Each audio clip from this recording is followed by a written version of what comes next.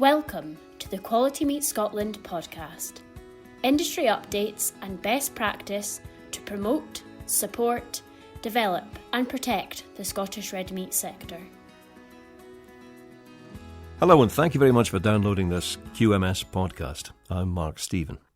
Quality Meat Scotland are producing these technical podcasts. This week aimed specifically at sheep farmers, both with commercial and stud flocks.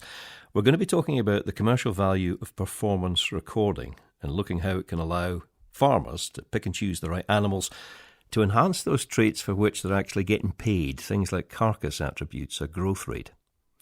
Joining me today is Sion Williams, farms manager at Bowhill Estate. Now, they've got a really broad portfolio, mostly traditional beef and sheep units, but also poultry, venison and anaerobic digestion. They've got over 8,000 breeding ewes, including upland commercial crossbreds, purebred lines like Primeras, Aberdale and Abertex, and hillbred Cheviots and Blackies. They've been involved with something called the RamCompare project since 2016. John Scott is from Fearn Farm in East Ross. He and his family have 4,000 breeding ewes, including stud Texels, New Zealand Suffolks, Aberfields and Beltex. They also use performance recording and hold their own Great from Grass ram sale on farm every August. I'm going to start with you, Sion, for a start. How long have you been performance recording? We've been performance recording since 2015 on our stud ewes, but we were using performance recorded rams way before that, basically. And how about you, John? We've been performance recording our stud Texel flock now for 20 years since we first started recording them. So, and as we've got involved with other breeds, we've started to record them as well. And Sion, how do you go about doing it? The core of the thing is you start obviously recording the details of the dams and the sires against the lambs. So the basic principles of what we do with cattle recording, basically. But then you obviously do a lot more recording as far as laminies, weights and whatnot going forward. But the first thing you do to buy in a recorded ram at the start is a quicker way to bring the EBVs into the rest of the flock, basically. I said right at the top there that the whole idea of this is to be able to produce animals that got the attributes you particularly find desirable. So what attributes do you, Sion, find desirable? What are you after? When you look from a commercial person for growing, finishing lambs, what you want in the first instance is a lamb that lambs itself and grows as fast as possible off grass, and probably to produce as many multiples as you can off the same ewes when you're running an upland flock. If you're in a hill situation, you're probably slightly different because you just probably want the one lamb, the ewe stays on the hill, produces that lamb and rears it, and then that's you got a decent lamb at the end of it. So there's a couple of different approaches there, I would say. Yeah, I would agree with Sion there. There are different approaches for depending where you are. And I think when we're selecting rams, it's very important you think about what your aims and goals are for your flock. We're looking to produce a crossbred female on this farm that will hold her condition well. So we're looking for positive fat. So she'll, in the winter where there's maybe slightly colder weather up in the north here, that she'll hold her condition through and survive on a forage-based diet. So that's one of the main things we're after. But at the same time, she's got to be able to have these lambs and have a decent number of lambs. So we're looking at the maternal ability and her stats there and what she'll produce. And we want her to produce a lamb that will finish off grass. As Sion says, in the low ground situation or the upland situation, you want a lamb way off grass if you can get it going as quick as possible. So looking at that 8-week weight and maternal ability are key stats for us, key components of the figures. You were saying earlier that you've been performance recording for 20 years. How has that improved your flocks in terms of efficiency, productivity? It's interesting. I think when we look at the graphs and how things have evolved over those 20 years, at the start, what we would select by eye and what might have the highest figures wouldn't be the same animal. Now, I think we've got a more consistent flock. The Texel flock, which is the one we're recording longest, quite a functional flock that do what we want them to do. They'll always scan around about 180%, which is what we want, where we want them to be. And they'll use the winter really easily, plenty of flesh through the winter. I mean, they're producing rams for others to buy, but we're very aware that we're going to try and produce those rams in a commercial environment. So they have to work commercially, like our commercial ewes do. We don't want them to get any extra attention. And at the start, we would have been creep feeding lambs and giving lambs supplement feeding, but That all stopped probably halfway through that 20-year process. So 10 years ago, suddenly the creep feeders were taken out of the fields, and the lambs had to do it with the mother's assistance alone rather than getting extra grub. And that was quite interesting. It then really let us identify those ewes that were doing what they should do. In terms of, as I said, improving efficiency and productivity, Sean, I am assuming that this process is commercially advantageous. That it's going to show up on the bottom line.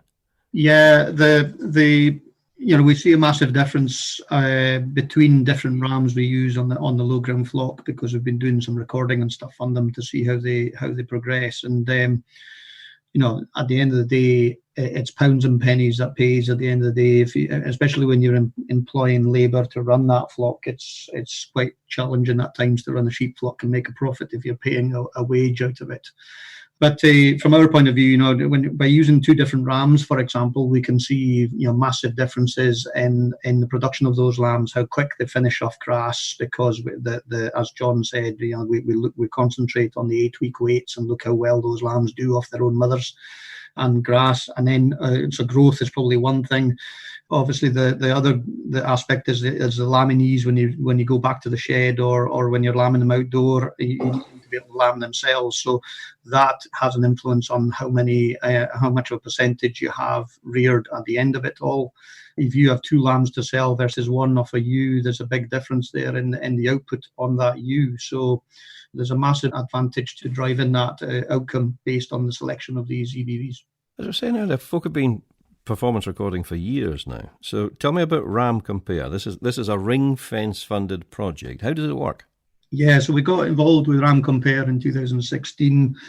They were looking for a consistent flock of about 320 ewes, same breeding, and they could basically use 6 different rams on the flock, single sired, mated, so we could record them right away through, just like what you do with cows and the recording system you do in for Signet. So we basically then followed those lambs through from the time they were conceived right the way through to the abattoir, and looked at meat quality and all the rest of it within that project. So it's been really quite a detailed project on driving from data collected on farms. So we ourselves were quite keen to get involved in it, because it allowed us to evaluate what our sheep flock was like versus the other 7 farms in the trial at the time. And it also allowed us to compare what our meat sires are doing compared to the rest of the industry that they were putting into us to compare. So, and this is not a breed comparison, this was a purely ram comparison. So you could have 2 Suffolks, for example, with 2 different genetic merits that would throw 2 different results. So it's been quite interesting to see how that has progressed over a 5-year period. So you've been looking at your particular farm. There's another 7 farms doing this RamCompare project. Are they all doing the same breed? And if not, how does it work? Because surely you're comparing apples and oranges. Yeah, so you could have 7 different breeds of sheep potentially being used against all these different rams. And how they tied all the farms together was to put AI onto all the farms to tie the breeding together between them. So all the genetic was spread between all 7 farms. So you could have a Sion producing these lambs, and you could have our breed of ewes producing these lambs, and they would be comparable because they would be just the same sire, just a different ewe. But from that point of view, that was an easy way to tie all the farms together. But as you say, yeah, you could get an apples and oranges situation where you could have a different 50% of the genetics making a difference. How do you actually cope with that, John? Because I'm saying you've got stud Texels, New Zealand Suffolks, Aberfields, and Beltex, etc. How do you compare the comparative merits of them? Is there a single metric you can apply to all of them?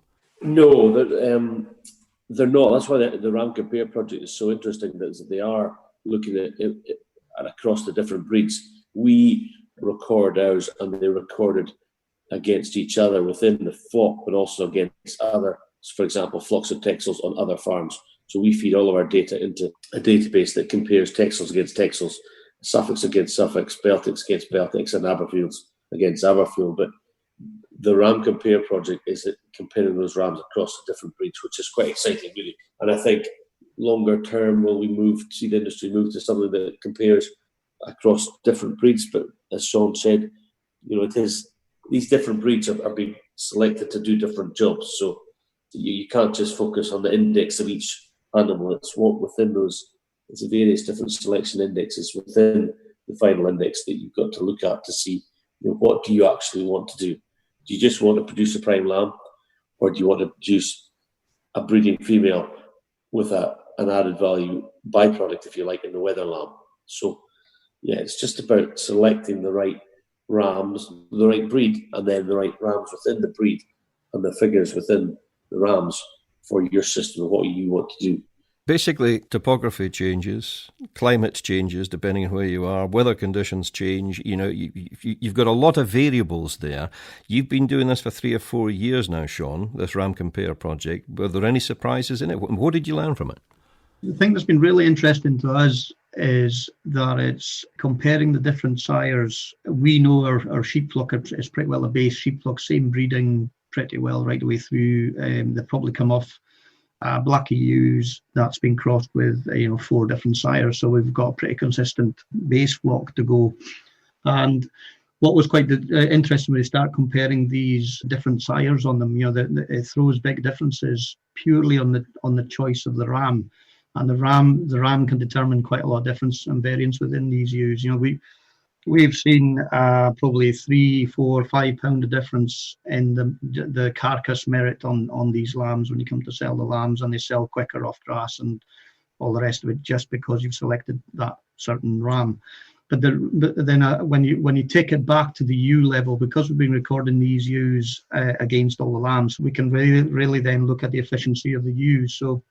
And that then really becomes really detailed, because you've seen the variance there with some of the ram groups. There's been nearly 30 to 40 pound a ewe difference in production and output, and that is significant. That's not something that you'd want to just roll over on. That's something you would want to look further into, and I think there's definitely merit of using EBVs to select rams to give you that kind of genetic merit. EBVs, estimated breed values, just explain that. Yeah, so basically the recording John's been doing over a 20-year period gives you data, and the data basically looks at which lambs grow the most out of within the flock and within the breed.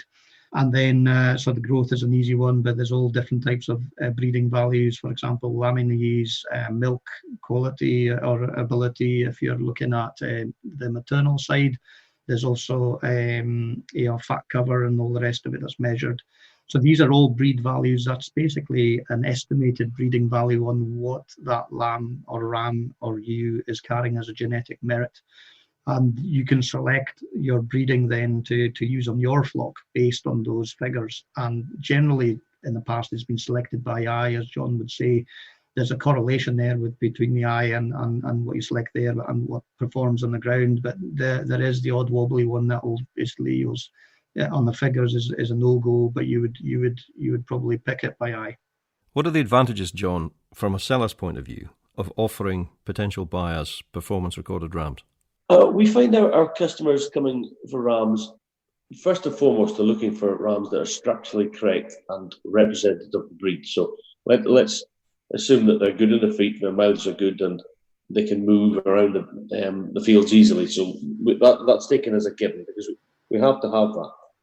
But then they're looking for the figures. So that they're looking for rams that will do a job for them, whether it's on the side of a hill or a low ground park field, and they're going and they're looking for the characteristics they need. So Sean's talked there a little bit about measuring output and extra profit per ewe.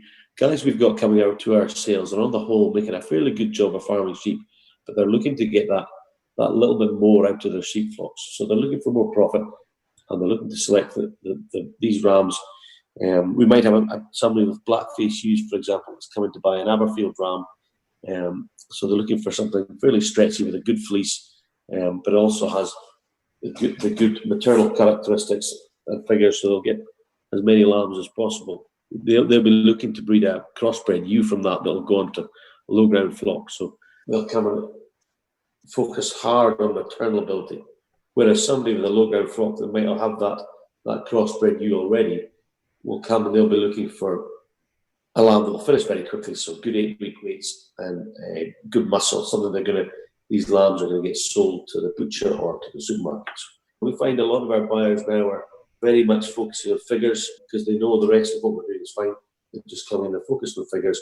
especially if they're buying on behalf of someone else. They know that the owner knows that if they're buying high-figured rams, they can follow right the way through and get that money in the bank at the end of the day. I was saying earlier that every year you normally hold a great from grass ram sale on your farm every August. Is it happening this year? It is happening this year. We're not quite sure what the format will be. We are looking at various options. I think there's no reason why we can't have a sale, but I think we'll have to have an element of online. And yeah, we will have a sale, but we've got to put people's health first. And if we do have a sale on the farm, it'll be very much under very strict COVID-19 rules and regs. So yes, hopefully we will have a sale on 28th of August. But we'll have to make a decision soon on what the style is going to be. The reason I was mentioning that is because in the past, if the farmer was using his eye, but all your rams are performance recorded, the figures are actually more important than what you see in front of you. They are, and it's interesting when you look at some of the guys in New Zealand and Australia. A lot of them won't even go and see their rams. They'll phone their regular person they buy the rams from every year and tell them, we would like X number of rams. These are the traits we're looking for. Please select them and deliver them. And from the seller's point of view, the onus is then on us to really make sure we nail that product and make sure the product is exactly what they're asking for. So we've done that already this year. We have selected some rams that we would normally sell privately for people later in the season. They've come looking for them earlier, and we've selected them on the criteria we've been given. And so the onus is on us to make sure we get the right product for the customer. I find that quite exciting. We have to find out more about our customer and our customer's needs. And that's what we want to do as a ram breeder. We want to understand what our customer wants, because we want that customer coming back every year to buy rams. And they need to have ultimate faith in our product, and that the figures that go with the ram do the job. It's going to, what it says on the side of the tin, that's going to work. Sion, if folk listening to this aren't already doing it, what's the best way to start performance recording? I would say the easiest way to get into it quicker is basically if you've got a sheep flock that that's got potential you want to record, the first aspect is you need to record the basics. For example, your what sire went to them, what the tags and the details of each dam and sire is for the flock. You probably need to be recording 8-week weights. You probably need to be recording a weaning weight, and you probably need to be looking at the ewes as far as the weight of the ewes and the condition scoring of the ewes probably twice or 3 times a year. That would give you the basic structure of what you need to record. But I would say the easiest way to get figures into that flock is to buy a ram in that's already recorded, and then that will give you a standard within that flock, which then you can judge those lambs against lambs that's not been recorded, which will automatically credit them or dismiss them on quality, if that makes sense. I agree with what Sion said. I think speaking to the Breed Society as well, for example, Suffolk, you speak to them, they would point you in the right direction. And I think very quickly you'll get a cross-flock comparison. So once you've recorded for a year, you'll see where you are in relation to other flocks. And I agree, go and purchase a ram with good figures. You may actually find that there will be genetic links with your sheep to another flocks already. So the Breed Society maybe, or whoever does the performance recording for the Breed Society may be able to give you an indication of where your figures are already with your ewe flock. And then, buy a recorded ram and use over that flock, and then see where you are. These people might be are recording just now, might be pleasantly surprised with where their figures actually come out. But I would also say, just because you start recording and you get high index sheep, don't alter your culling policy. I think as ram breeders, we've got a responsibility to cull hard and make sure only the best rams are getting forward to the marketplace in terms of conformation, breed characteristics, structure, but obviously bringing higher figure rams forward is where we're all aiming for, but don't let anything else slip. Ram's only part of the equation. I mean, one last question from me. Which do you think is most important, terminal or maternal traits? I mentioned at the start, we're starting to record a hill flock just now. So that flock is purely, we're looking at maternal traits on that flock because we wanted to produce replacements in the line. Whoever's going to be buying the rams off that flock is going to be buying rams to use on their own new flock to produce their own replacements and all the rest of it. So maternal traits is 100% for that flock. We then have the upland flock on the low ground, or what I would call low ground, but it's not arable ground. They're crossbred ewes producing cross lambs purely for the marketplace. That is a sire then you need is purely for terminal or meat sires. So the terminal indexes is 100% important for that flock. So I don't think the two compete unless you have a flock that you want to do a bit of both, and that's the time you need to select. So if you have a flock that you want to produce maternal replacements, but you also want to produce some form of fat lambs out of them as well. So, but I would say the maternal always has a merit if you've got that type of flock, because 100% what you need is the replacements. John? Sean's given the correct answer.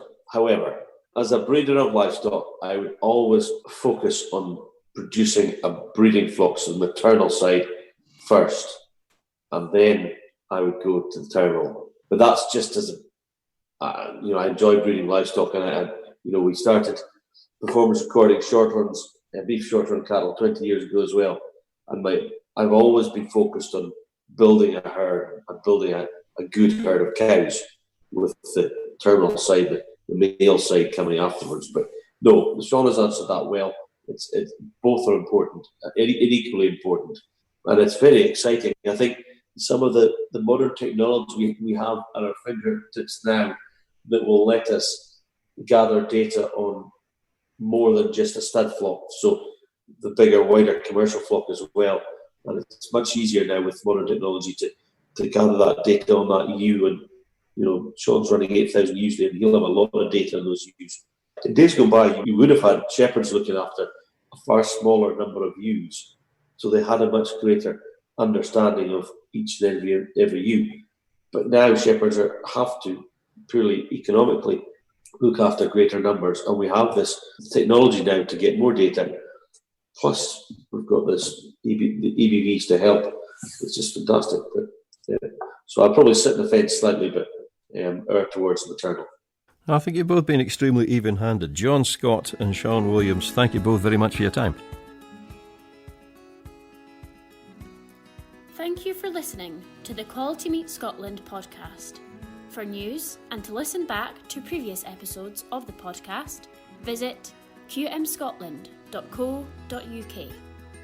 For Scotch beef, Scotch lamb and specially selected pork recipe videos and inspiration, visit www.scotchkitchen.com or follow Scotch Kitchen on Facebook, Instagram or Twitter.